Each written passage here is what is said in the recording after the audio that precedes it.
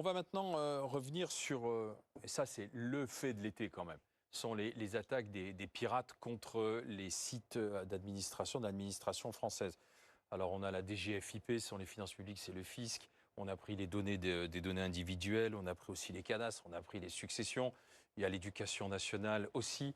On a les attaques aussi qui ont lieu contre l'Agence nationale des titres sécurisés. Bref, ça fait beaucoup. D'ailleurs, on va regarder ça avec vous, Valentin Demey. La France est l'un des pays les plus ciblés par les hackers. Comment est-ce qu'on peut l'expliquer alors? Effectivement, Alain, la France est même le pays européen qui fait le plus grand nombre d'attaques. C'est ce qu'affirme l'entreprise de sécurité SurfSac, qui fait le plus grand nombre d'objets, bien sûr, d'attaques. Selon son étude, 43,4 millions de comptes ont été compromis au premier semestre 2026. C'est une hausse de plus de 62% par rapport au deuxième semestre 2025. Au niveau mondial, vous le voyez, seuls les États-Unis font pire. Alors pourquoi la France est-elle autant visée? Les spécialistes du secteur avancent plusieurs hypothèses. D'abord, les services de l'État français sont fortement digitalisés. Il y a donc plus de données à pirater et l'intérêt financier pour les hackers est donc plus important. Enfin, l'accroissement des nouvelles technologies expose aussi davantage les publics non avertis, comme par exemple certaines personnes âgées, Alain. Alors, le profil des pirates, lui, est intéressant aussi. Oui, selon une analyse des services de police consultés par nos confrères de l'AFP, les hackers sont majoritairement des hommes, souvent mineurs, leur âge moyen est de 17 ans, qui résident en France et sont motivés soit par l'appât du gain, soit par la notoriété. Face à ces piratages à répétition, le Premier ministre Sébastien Lecornu tape du poing sur la table aujourd'hui. Dans une lettre envoyée au secrétaire général de la Défense et de la Sécurité nationale, il écrit « Il y a urgence à concevoir et conduire sans délai une réponse opérationnelle plus réactive et plus forte aux cyberattaques ». Il lui demande de créer une nouvelle unité spécialisée dans la cyberdéfense. Alors, on va voir le volet politique dans un instant, mais à l'instant, Valentin Demey nous disait que le profil de ces pirates informatiques, ce qu'on appelle les hackers, est un profil plutôt jeune. Justement, ceux qui font parler d'eux en ce moment, c'est Zero Bytes, Alexandra Gonzalez, et le service police-justice de BFM TV a pu entrer en contact avec eux assez facilement, apparemment. Oui, via une messagerie chiffrée et assez facilement parce qu'ils s'expriment sur les réseaux sociaux et ils donnent donc le compte avec lequel on peut les contacter sur cette messagerie chiffrée. C'est mon collègue Paul Conge, en l'occurrence, qui a pu parler avec l'un des deux membres de ce duo qui revendique l'attaque depuis le 12 août dernier maintenant. Donc à la fois l'attaque sur le site des impôts, mais aussi sur le site du ministère de l'Éducation nationale. Et il ne regrette rien, c'est peu de le dire. Il explique que le service était mal sécurisé, voilà tout. Il explique que sa motivation, c'est de vendre au plus offrant. Ils n'ont pas de fixé de tarif à l'avance. Je vois avec les clients directement. Voilà ce qu'il explique à mon collègue. Il clame avoir déjà vendu ses données plusieurs dizaines de milliers d'euros et il ne souhaite pas en dire plus sur qui ils sont. On sait tout juste qu'ils sont de nationalité française. Ils n'ont pas voulu répondre par appel. C'était uniquement par écrit. Ils ne veulent pas faire entendre leur voix, mais dans la façon dont ils rédigent leurs mots, leurs phrases, à la fois sur les réseaux sociaux, mais aussi sur les messages avec lesquels on a pu échanger, on sent qu'ils sont assez jeunes. Je rappelle que le pirate de l'Agence nationale des titres sécurisés, il avait 15 ans quand il a été interpellé. Donc c'était un ado. Il y a un enquêteur qui me disait avant-hier au téléphone, qui travaille sur la cybercriminalité, qui me disait, vous savez, le cliché du geek isolé dans sa chambre et qui a papa, maman dans la pièce d'à côté, qui découvre du jour au lendemain, quand les gendarmes viennent sonner à la porte, que leur fils est en train de pirater ça. Et bien il me disait, ce cliché, il existe. Oui. Il est déjà tombé sur des profils de la sorte, même si ce n'est pas ça. Il me disait qu'il y a aussi des hackers qui sont très bien insérés socialement, qui sont adultes, qui ont des vies tout à fait classiques, des emplois tout à fait classiques et qui mènent aussi ces actions illégales en parallèle. Mais une chose à propos de Zero Bytes, c'est-à-dire que, en fait, ils friment un peu. Complètement. Ils sont contents là qu'on parle d'eux via leur pseudo. Et ils sont en train de pousser le curseur un peu loin. Ils tomberont, ils se feront arrêter, c'est une certitude. Mais là, en fait, ils nous ont dit, c'est qu'un début, quoi. On continue. Oui, ils n'ont pas du tout l'intention de s'arrêter. Quand on regarde d'ailleurs sur X, ce qu'ils répondent aux différents internautes qui les interpellent, ils font preuve d'une forme d'impunité totale. Ils en rigolent, ils se moquent des services de l'État, ils se moquent de ceux qui leur reprochent de siphonner les données des Français plutôt que de s'attaquer à d'autres personnes que des particuliers qui vont en réalité se faire escroquer escroqués à cause de ce piratage, à cause de ce hacking. Et ça peut aller très loin, hein, ça peut aller jusqu'à de l'extorsion de fonds, du kidnapping. Donc les conséquences réelles sont extrêmement graves derrière ces actes que eux revendiquent avec le sourire, avec des émoticônes sur les réseaux sociaux et avec une légèreté complètement déplacée par rapport à la gravité Ils des peuvent faits. être poursuivis pourquoi et qu'est-ce qu'ils risquent alors? Alors, ils risquent jusqu'à 10 ans de prison pour ce qu'ils Jusqu'à 10 ans. Jusqu'à 10 ans de prison pour ce qu'ils sont en train de faire. Les enquêteurs qui travaillent sur ce genre de cybercriminalité ont des moyens à la fois pour contourner l'anonymat, et aussi pour pouvoir interpeller lorsque les personnes sont à l'étranger. Il y a des coopérations qui se font avec l'international, mais évidemment, ce sont des freins. À la fois l'anonymat, mais aussi la localisation à l'étranger de certains hackers, ce sont des freins pour qu'il y ait ensuite des poursuites judiciaires, mais ça ne signifie pas qu'il n'y en a pas du tout. Il n'y a pas d'impunité totale. Il y a parfois des condamnations en justice et très lourdes. Nous sommes avec Sandra Demarque, qui est secrétaire générale du syndicat solidaire Finances Publiques. Bonsoir Madame Demarque. Bonsoir. Merci d'être là. Dans les articles là, qui sont sortis sur le piratage de la DGFiP, j'ai lu un de vos collègues syndicalistes qui disait en fait notre taux de sécurité informatique, on doit renouveler le matériel, etc. Il est que de 51 ou 52%. C'est vrai? C'est exact. On a, et c'est connu depuis un certain nombre d'années déjà, parce qu'il y a eu des rapports de la Cour des comptes, des rapports aussi de l'Inspection générale des finances, qui a mis en lumière une dette technique de la DGFiP extrêmement importante. Qu'est-ce que vous appelez de dette technique? Eh ben, c'est l'ancienneté en fait de notre matériel informatique et de notre système informatique, hein, qui date d'un certain nombre d'années. Et ben, ça met des failles. Et par ailleurs, les budgets qui ont été donnés pour notre informatique, en fait, ont été donnés essentiellement pour développer l'intelligence artificielle, pour développer la numérisation, la dématérialisation, mais en aucun cas pour prioriser la cybersécurité et pour prioriser la résorption de la dette technique. D'accord, mais ça veut dire c'est lent, c'est long, c'est lent, c'est l'administration au mauvais sens du terme. C'est pas une critique, hein. Non, non, c'est simplement de dire, enfin si c'est une critique, mais c'est de dire que ça prend du temps entre le moment où on demande le renouvellement du matériel. C'est l'État en fait. C'est l'État. C'est les politiques et c'est les choix politiques, les choix budgétaires de l'État depuis un certain nombre d'années. Et la priorité de l'État, les budgets de l'État qui n'ont eu de cesse d'être amoindris, les priorités n'ont pas été de sécuriser l'État. Alors là, on voit les conséquences. Donc ça ne vous étonne pas finalement ce piratage? Alors ça ne nous étonne pas, mais ça nous rend extrêmement furieux. Ah oui, parce que c'est vous qui êtes pointé du doigt. Puisque nous sommes montrés du doigt, nous les agentes et les agents des finances publiques, nous, notre administration, et là pour tout vous dire, on a mal à notre direction générale des finances publiques. On est aujourd'hui insultés, menacés. Qui s'occupe de la sécurité? Est-ce que vous savez, vous, en tant qu'agent de la finance publique, où se trouve la sécurité de On a une centaine d'agents en interne qui s'occupent de la sécurité.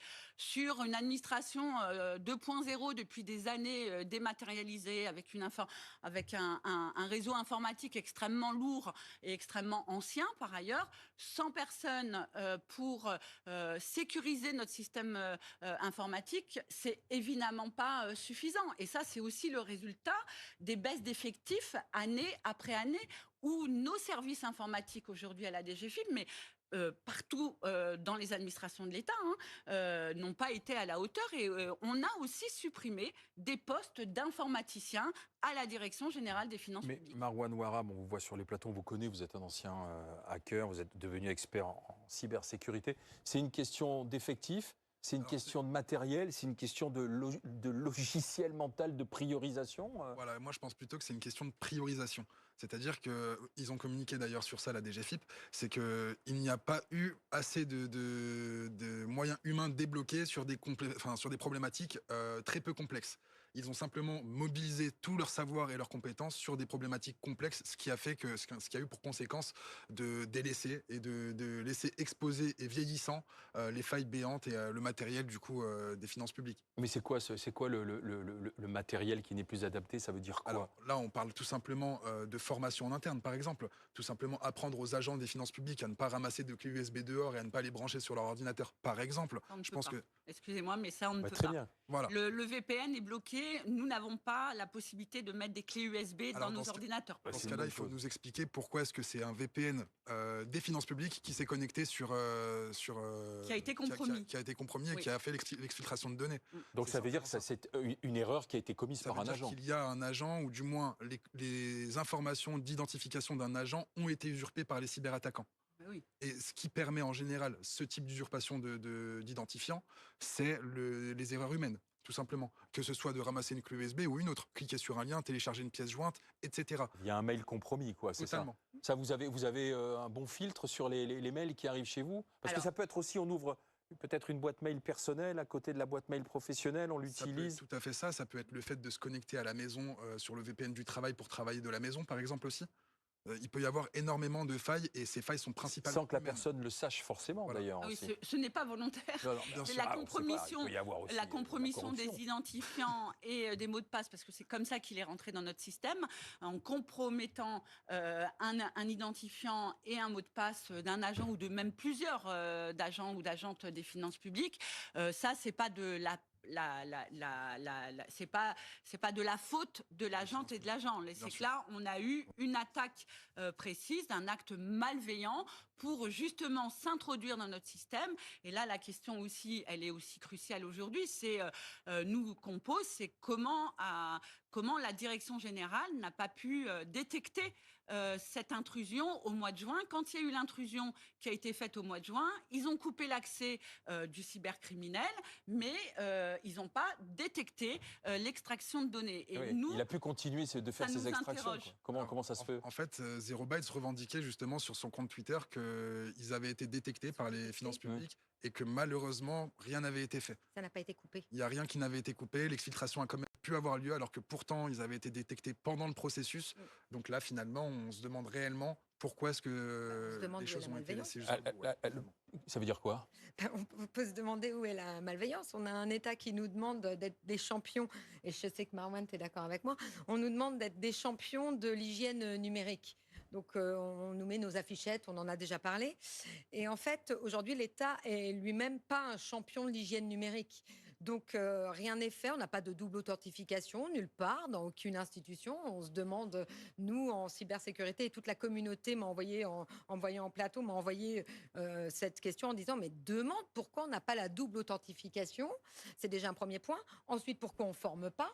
Ensuite, pourquoi on ne corrige pas. Ensuite, pourquoi on ne teste pas. Donc déjà, on a, je pense, 4 verbes extrêmement importants. Donc, vrai, ça pourquoi on laisse faire? À qui profite le crime? Moi, je ne sais pas, je ne suis pas là pour désigner, mais pourquoi on a une fuite de données, on n'isole pas et on ne stoppe pas? Donc aujourd'hui, on a un Premier ministre qui tape du poing sur la Ah table. ben, je vais vous Il avait montrer. à choisir entre Regardez les la incendies manière. et la cybersécurité. Regardez la manière dont justement Sébastien Lecornu tape du poing sur la table. Parce qu'il en a un peu assez, si vous voulez, que son administration, ce qui est normal, hein, soit critiquée, vilipendée et soit un peu la risée, puisqu'on entend l'administration française humiliée. Voilà ce qu'il dit. Le niveau de cybermenaces ciblant la France est particulièrement élevé. On l'a vu, on est la 4e nation la plus ciblée. Peu de ministères sont au niveau, dit-il. La récurrence des intrusions et des vols de données fragilise aujourd'hui la crédibilité de l'État. Ensuite, il continue, il y a urgence à concevoir et conduire sans délai une réponse opérationnelle plus réactive et plus forte aux cyberattaques que l'État rencontre actuellement. Et il conclut dans cette lettre, je vous demande de constituer une équipe de contact pour intervenir en cas de suspicion d'atteinte grave à l'intégrité du système d'information de l'État. Peu de ministères sont au niveau, dit-il. Donc ça veut dire que le constat, ils le connaissent. Enfin, il ne date pas, à mon avis, d'hier ou d'avant-hier et des attaques, Maurice Zafran. Mais ils ont fait le choix, c'est ce que vous disiez, d'autres priorités. Donc effectivement, on est en train de se rendre compte que la sécurité a été abandonnée totalement. Ils sont crus les champions de l'IA. Mais depuis 72 heures, le gouvernement nous fait absolument tout. Alors, dans l'ordre, cellule interministérielle de crise, commission d'enquête, excuses, lettre du Premier ministre, c'est-à-dire toute la machine toute la machine politico-administrative s'est mise en route pour essayer de rassurer les Français qui ne peuvent pas être rassurés par ça. On est en train de se rendre compte qu'on est encore dans une situation bien pire que tout ce qu'on imaginait. Mais ça rappelle le Louvre. Ça rappelle exactement. Ça rappelle le Louvre. Et- Parce que là, souvenez-vous que le Louvre, c'est Doudou Crosby-Tume avec la nacelle. Hein. Pardon. Hein. C'est ça. Hein. C'est ça- Doudou Crosby-Tume avec la nacelle et on n'a pas retrouvé les bijoux. Mais là, Ça on va rappelle. avoir affaire peut-être à des jeunes de 15 ans, 18 C'est ans, ça. 20 ans, chez eux, qui habitent à Tourcoing, qui habitent à Lille, qui habitent à Strasbourg, je ne sais pas, ou peut-être même qui sont à la campagne, et qui vont avoir siphonné des millions de données. Alors, quand on fait. Zero Bytes, ils s'appellent, là. On verra ensuite leur pseudo. Enfin, c'est ridicule. Et le C'est premier- pathétique et ridicule. Oui, mais les Français ont le sentiment qu'effectivement, 2 gamins, puisqu'on explique que c'est plutôt des gamins, 2 gamins. Le mot de passe du Louvre, il faut le rappeler, de la sécurité au Louvre, c'était Louvre. Louvre, merci. On continue, Maurice Safran. Voilà, c'est. donc, Merci. Mais ce qui me semble bizarre, c'est qu'ils ne prennent pas. Ils ne prennent pas en compte l'état, la situation, quoi, qui est encore beaucoup plus grave et beaucoup plus inquiétante que les propos du Premier ministre. Et Moi, je je le pense- répète, l'administration fiscale qui est toujours sous le Prompte regard des à être Français, sur le dos toujours, des de toute Français. façon. Donc là, c'est encore bien pire. Et notre ami nous racontait hors du studio qu'il y a des Français qui soupçonnent des gens de l'administration fiscale d'avoir fait sauter tout ça pour des raisons obscures, ce qui est évidemment Oui, totalement non, faux. on tombe dans le complot. Et là, puis, il y a les profs. Il y a les profs qui sont dans des situations terribles depuis quelques années, avec les vrais drames qui se sont produits, on les connaît tous, et dont on donne les adresses, les contacts, etc., les adresses perso. C'est une situation et qui de est famille et d'élèves aussi, hein, puisqu'elle est née, effectivement. c'est une situation qui est très, très, très, très grave. Et on a l'impression, grosso modo, on traite ça d'une manière classique, alors qu'il n'y a rien de classique dans cette affaire. Ça feuilletonne et ça marche, mais on est récit contre récit, on est manipulation contre manipulation. On a une forme de sidération institutionnelle, moi je trouve, dans cette affaire. C'est-à-dire Donc, comme on connaît bien les phénomènes de sidération, là, on a un gouvernement qui est sidéré et qui essaye de rattraper en fait le tempo. Mais en fait, aujourd'hui, c'est les hackers qui ont le tempo. Ils ont le temps, eux. C'est eux qui vont décider de quand ils vont appuyer sur le bouton de la prochaine cyberattaque. La grande différence, c'est que eux savent et nous pas. Elle est peut-être même d'ailleurs en cours. Ils là. l'ont certainement décidé, mais par contre, ils ont gagné une première bataille. Donc, c'est pour ça qu'il ne faut pas juste dire ces 2 gamins qui font des choses. Ils ont gagné la bataille du récit. Et qui va profiter de cette bataille du récit? Certainement eux, mais qui vont être les grands perdants? Tous les RSSI mais alors là- et tous les DSI et tous ces gens formidables que nous, on côtoie dans notre communauté cyber, qu'on voit. Et je peux vous dire qu'aujourd'hui, moi, je parle pour eux parce que je pense qu'ils me regardent, leur charge mentale, elle est énorme. J'ai travaillé avec des DSI de grands CHU qui ont Qu'est-ce que été vous appelez DSI? cyberattaqués. Directeur Directeur de la informatique. sécurité et de Directeur l'informatique. informatique. Voilà, directeur de la Les sécurité patrons de informatique. l'informatique dans une boîte. Et je peux vous dire que quand un accident arrive comme celui-ci, ils sont complètement ravagés. C'est terrible. Donc, il y a des gens au ministère des Finances qui font leur job et il faut leur rendre La grande aussi, majorité, l'ensemble des agents. Quoi. L'ensemble des Bien agents, sûr. des agents, là, pour le moment, Bien sûr. voilà, on est sous le choc, évidemment, de ce qui vient de se passer. Mais moi, en tant que solidaire finances publiques, on voudrait quand même rappeler quelque chose, que tout ça, c'est pas une fatalité, en fait. C'est une conséquence de choix politiques et de non-priorité. C'est ça qu'il faut aussi avoir en tête. C'est que l'État et les gouvernements successifs aujourd'hui n'ont jamais mis comme priorité, et donc c'est-à-dire les moyens techniques, humains et financiers pour protéger les données à la fois de l'ensemble des citoyens et des citoyennes, mais aussi de l'ensemble des agentes et des agents publics. Parce qu'on ne parle pas, mais la fuite de données du ministère de l'Éducation nationale, moi, je serais agente et agent de l'Éducation nationale, je m'inquiéterais de savoir aujourd'hui où se trouvent mes données personnelles et à la fois aussi des familles, des élèves, etc. C'est extrêmement dangereux. Ah oui. Il y a usurpation d'identité, arnaque, chantage. On est aussi dans un contexte et une période où vous savez bien qu'il y a quand même du fonctionnaire bashing. On nous déteste pour un certain nombre de raisons qui sont toutes fausses par ailleurs. Ça peut être mis dans les mains de fous furieux. Voilà. Et on peut avoir des incidents très graves par rapport à ça. Et du Premier ministre à la sortie de la cellule interministérielle de crise, c'est une moquerie. c'est de la moquerie nationale, c'est de la communication. C'est les mêmes. En fait, il a pris les mêmes fiches qu'au mois d'avril dernier, quand il y a eu la fameuse fuite de données de la NTS, oui, l'Agence nationale des titres sécurisés, voilà. c'est-à-dire les passeports et les cartes d'identité. Il a pris les mêmes. Avec un gamin de 15 ans. Une enveloppe de 200 millions au mois d'avril, on nous promet pour la sécurisation. On n'a rien vu. On est fin août, on n'a rien vu de cette première enveloppe. Il nous refait la même com, en fait. Justement, deux choses, parce que je voudrais qu'on revoie ce qui est au cœur de la lettre que le chef du gouvernement a envoyée. Je vous demande de constituer une équipe de contact, vous savez ce qu'on appelle la task force, pour intervenir en cas de suspicion d'atteinte grave à l'intégrité du système d'information de l'État. Ça veut dire quoi ? Alors là, non mais vous voyez, je vous le demande franchement, qu'est-ce que ça veut dire? Je ne sais pas ce que ça veut dire, mais ce que j'ai envie de demander en retour justement à Sébastien Lecornu, c'est simplement de chiffrer aussi bien que les banques chiffrent leurs données, les données des citoyens français au niveau de l'État. Parce qu'à partir du moment où c'est une institution qui se fait cyberattaquer, c'est pas comme quand c'est un groupe privé. Lorsque c'est un groupe privé qui se fait attaquer, comme une banque, un opérateur, etc., comme ça existe depuis des mois et des années en France, c'est une problématique qui est quotidien, les attaques informatiques. C'est de plus en plus récurrent et c'est récent. On va dire que c'est quand même très récent, ça fait 3-4 ans qu'on est submergé en France de fuites de données. Donc si vous voulez, le citoyen français, il a l'habitude de ce discours-là. C'est pour ça que la nuance entre la fuite de données des impôts et celle du petit magasin de la côté qui s'est fait cyberattaquer, ils vont pas forcément faire la différence. Mais il faut bien expliquer que là, c'est complètement l'État qui est compromis et que simplement en chiffrant des données, Sébastien Lecornu peut resécuriser la France. Ça prend combien de temps ?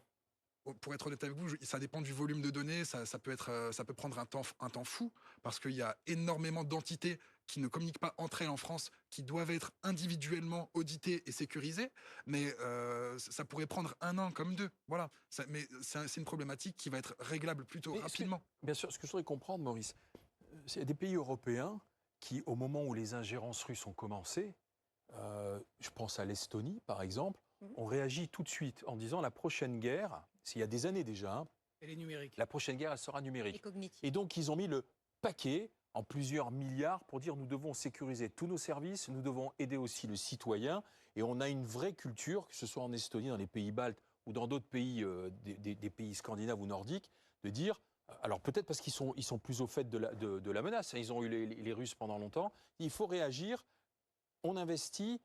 Et on est en mise à jour régulière. Pourquoi est-ce que nous, on ne l'a pas fait? Parce qu'on est toujours trop sûr de nous? Parce que ça n'a pas été un débat central dans les discussions françaises. C'est pas on a préféré s'intéresser aux retraites, on a préféré s'intéresser dans les journaux, à la lutte contre le gouvernement, ni au enfin, Parlement, ni nulle part. Et les chiffres qu'on a diffusés tout à l'heure sur BFM sont effrayants.